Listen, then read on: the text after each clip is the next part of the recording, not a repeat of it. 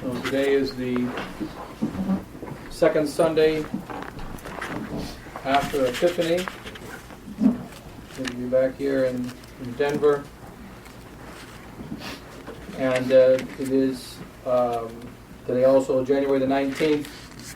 On this 2014 is a day in which there's a letter issued from France, public letter issued of about more than 30 priests concerning our situation in the society. But the epistle for this second Sunday after Epiphany, taken from St. Paul's letter to the Romans, chapter 12. Brethren, having different gifts, according to the grace that is given us, either prophecy to be used according to the rule of faith, or ministry and ministering, or he that teacheth and teaching in doctrine, he that exhorteth and exhorting, he that giveth in simplicity with simplicity, he that ruleth with carefulness, he that showeth mercy with cheerfulness. Let love be without dissimulation, hating that which is evil, cleaving to that which is good, loving one another with charity of brotherhood, in honor preventing one another, in carefulness, not slothful, in spirit fervent, serving the Lord, rejoicing in hope, patient in tribulation, instant in prayer, communicating to the necessities of the saints, pursuing hospitality. Bless them that persecute you, bless and curse not. Rejoice with them that rejoice, weep with them that weep, being of one mind one towards another, not minding high things, but consenting to the humble. And then the Gospel, taking that according to St. John chapter 2. At that time there was a marriage in Cana of Galilee, and the mother of Jesus was there. And Jesus also was invited, and his disciples to the marriage. And the wine failing, the mother of Jesus saith to him, They have no wine. And Jesus saith to her, Woman, what is it to me and to thee? My hour is not yet come. His mother saith to the waiters, Whatsoever he shall say to you, do ye. Now there were set there 6 water pots of stone, according to the manner of the purifying of the Jews, containing 2 or 3 measures apiece. Jesus saith to them, Fill the water pots with water. And they filled them up to the brim. And Jesus saith to them, Draw out now and carry to the chief steward of the feast. And they carried it. And when the chief steward had tasted the water made wine, and knew not whence it was, but the waiters knew who had drawn the water, the chief steward calleth the bridegroom, and saith to him, Every man at first setteth forth good wine, and when men shall have drunk, thou hast that which is worse, then that which is worse. But thou hast kept the good wine until now. The beginning of the miracles, this beginning of the miracles did Jesus in Cana of Galilee, and manifested his glory, and his disciples believed in him. Thus were the words of today's Holy Gospel. God, let's commend. So today, 2 considerations on this January the 19th, this 2014, in France. There is 45 priests that have signed on to a declaration. And as Father Giselle says, we made a declaration of about 11 of us or 12 of us in June of 2013 on the occasion of the 25th anniversary of the bishops. And so there were maybe 15 or whatever priests, and I forget the number, that signed on to it. There were 11 of us there, but then others signed on, 15, 20 priests. And one of them was Father Giselle. Father Francis was with me in Philippines. One of the 2 priests, that we started yelling out loud Pentecost of 2012 in a public way. And Father Giselle sent a little note in saying, I hereby and therefore add my name to this, the umpteenth declaration And I add my name to all other declarations which may issue forth from this one. So don't bother me again. Just put my name on this declaration and the next 2,000 declarations that you decide to make. Fine, Father Giselle. So many declarations have been made in the last year and a half. We made the first one in August of 2012. And then there have been declarations after declarations after declarations. And the latest one comes today on this January the 19th and is sent out. But this particular one is the first one to be sent in Europe, in France, and also it's encouraging because there are some new priests joining in the battle of the resistance.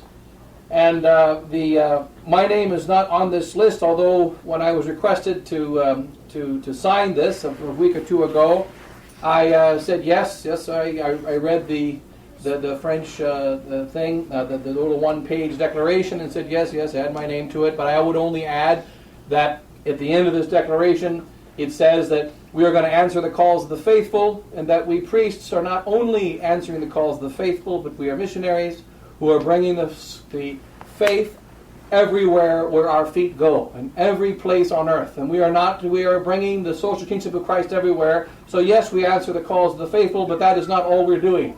We're not sitting by the phone like a fireman and waiting for a phone call, but we do respond to phone calls, but we are out to conquer the whole world for Christ. And more or less something like that. Let's say just add that to it. I would add that to it. So the declaration was published today. It was sent out today. And Father Ryu is the one who took care of the sending of it out in France. He says there are many others that wanted to sign their name to this declaration, but they did not do so. The actual number we have here in this declaration is 45 priests. 45 priests, not including myself, it would be 46. And then some others who would have signed also. Most of these priests are society priests, some friends of the society. 10 priests from Avrier in France. So there's 10 priests in France. In just the one place of Avrier, Father Pierre Marie, the superior, signed in the name of all those priests. And so it's good that they put their signature finally in a public way, and that's very good. I visited them about 3 times in the last year, and they've always received me well in this time of difficulty, in which Father Pfeiffer and the priests of resistance are not welcome in any society circles or in the friends of the society. But in any case, so Father Pierre Marie and the priests of Avrier always received me. I stayed at the house. We met with the priests, and the last time was only a couple of months ago that I stopped by. And so now they're making a public statement, so that's very good. I'll read here the statement, and then just a few considerations, since today is the actual day of this first statement coming from Europe on the crisis in the society. Address to the faithful. So it's a public address to the faithful, just published a few hours ago in France, so we read it here. Faithful to the legacy of Archbishop Marcel Lefebvre, in particular his memorable declaration of the 21st of November 1974, we adhere with all our heart, all our soul to Catholic Rome, guardian of the Catholic faith, and the traditions necessary to maintain this faith, to eternal Rome, mistress of wisdom and truth. In the example of this great prelate, fearless defender of the Church and the Apostolic See, we refuse by cons and have always refused to follow the neo-modernist and neo-Protestant Rome, which was clearly manifested in the Second Vatican Council and after the Council in all the reforms and policies that are derived from it. Since the year 2000, and especially since 2012, the authorities of the priestly fraternity of St. Pius X are in the opposite direction approaching modernist Rome. The doctrinal statement of April 15, 2012, followed by the expulsion of a bishop and many priests, and confirmed by the sentence of the book of our relationship with the Archbishop Lefebvre in Rome.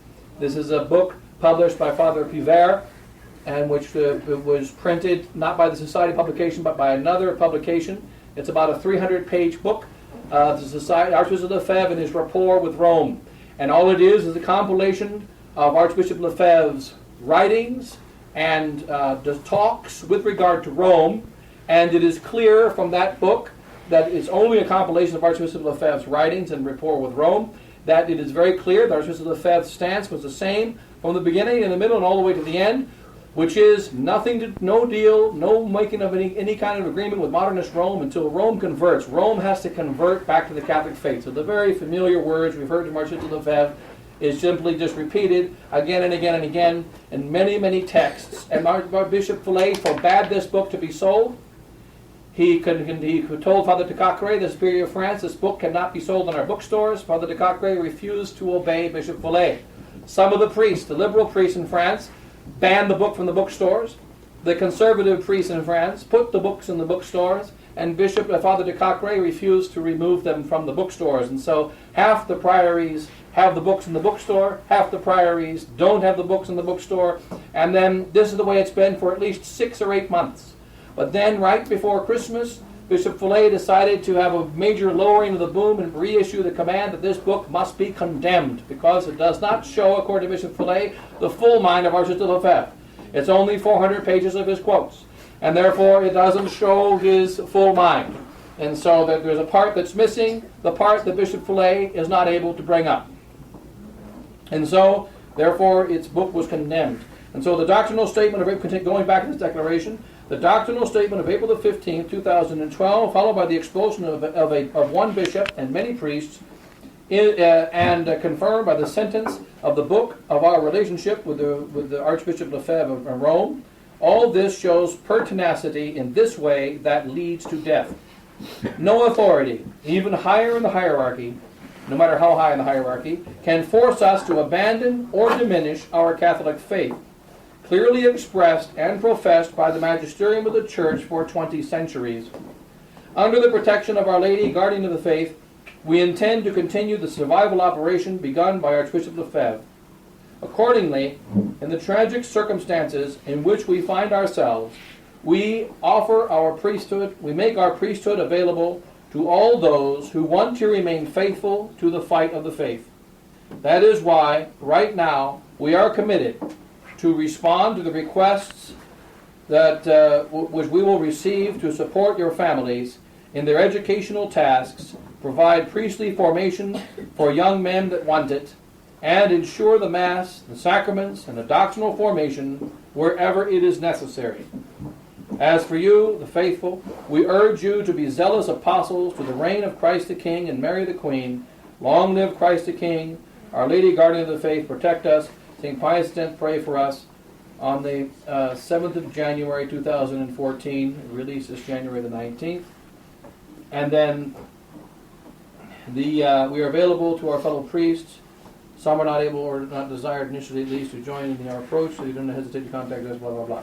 And then we have here the names of the signatories, Father de Merode, Father Colère, Father Vignolou, etc. And there's 45 priests that signed, of which about 20 to 23 of them are new, that are not already part of the resistance. So about 25 of them, about half of them were already part of the resistance, and the other half are new names added to the list. And so that many of the French priests, some in Kenya, in France, in Switzerland, as well as some German priests and so on, added their names to the list.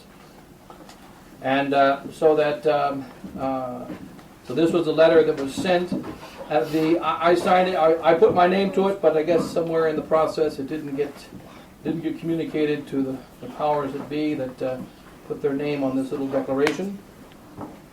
And but in any case, the note here we'll just consider today just a little theological consideration of a couple of the consequences. That it says here that we will respond to the call of the faithful. We are in a state of necessity in the church. And so, some things to note.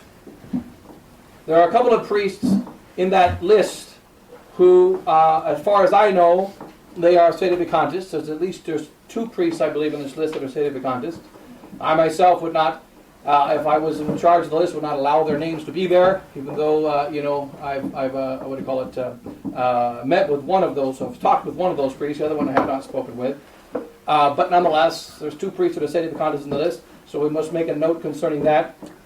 And then also at the end of the little document, which I told the priest that sent me the letter to sign, his name is not on that list. And so maybe that's the reason. He sent me the letter, and he sent me the request to sign. I sent back saying, yes, I sign, with a little note that I made before.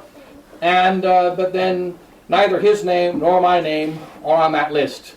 So the French priest that contacted me also isn't on the list, so I don't know. Maybe he changed his mind, maybe in the process that his signature, my signature, was buried with his.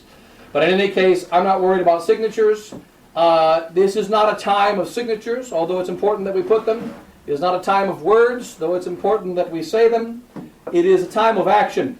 It's a time in which we are needed in order to spread the gospel of our Lord Jesus Christ, and to spread the kingdom of Christ and fight against the errors of liberalism and modernism, which are not only found in the modern church, but are also to be found in our society of St. Pius X and in the new direction of Catholic tradition. So it's good to see another 45 priests sign their names. For those that have ears to hear and eyes to see, it would be a sign that there's something seriously wrong.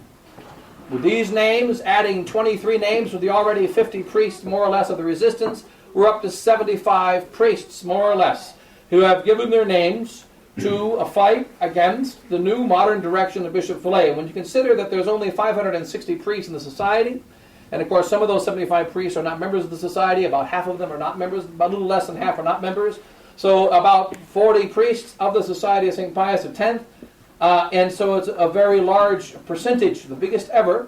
And so these are signs to anybody, any faithful, that they should at least investigate the situation. Investigate whether or not there has been a change of doctrine in the society. And of course there has. There has been the April, as they say in this little short note, the April 15th declaration, which has heretical statements. Bishop Fellay continues to back it up. He continues to stand behind it, saying the new Mass is legitimately promulgated, saying that Vatican II can be understood, religious liberty and humanism contained in Vatican II can be understood in the light of tradition, which is false, and that Vatican II, of course, enlightens and deepens all the teachings of the past. So these are clear lies, contrary to the truth, and they lead to the damnation of souls. And therefore, any priest who is a Catholic priest must stand up against these grave errors. And so the Bishop Fellay refuses to retract them. However, one of the disputes that's going on right now, apparently in some circles within our little resistance movement, is what are we going to do about jurisdiction, the supplied jurisdiction?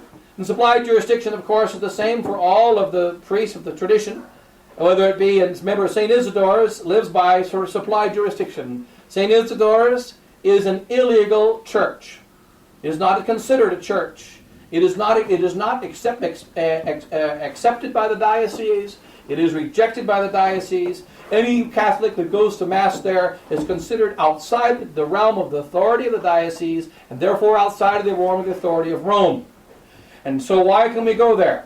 Because it is teaching, St. Isidore's is supposed to be teaching the Catholic faith, celebrating the Holy Sacrifice of the Mass according to the true Mass, and though the priests are considered vagos priests, one little detail that we must note, every priest of tradition is considered a vagus, which means a vagrant, a wandering priest, including Bishop Fellay.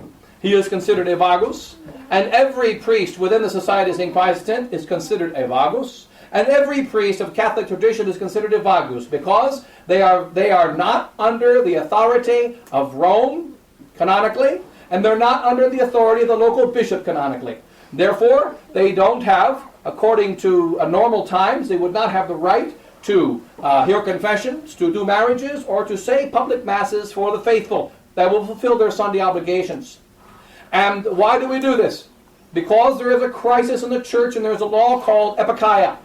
The law of epikeia is a reminder that the purpose of all of the laws of the church is the salvation of souls, and that whenever any practical application of any law goes against the purpose of the law, it must be broken.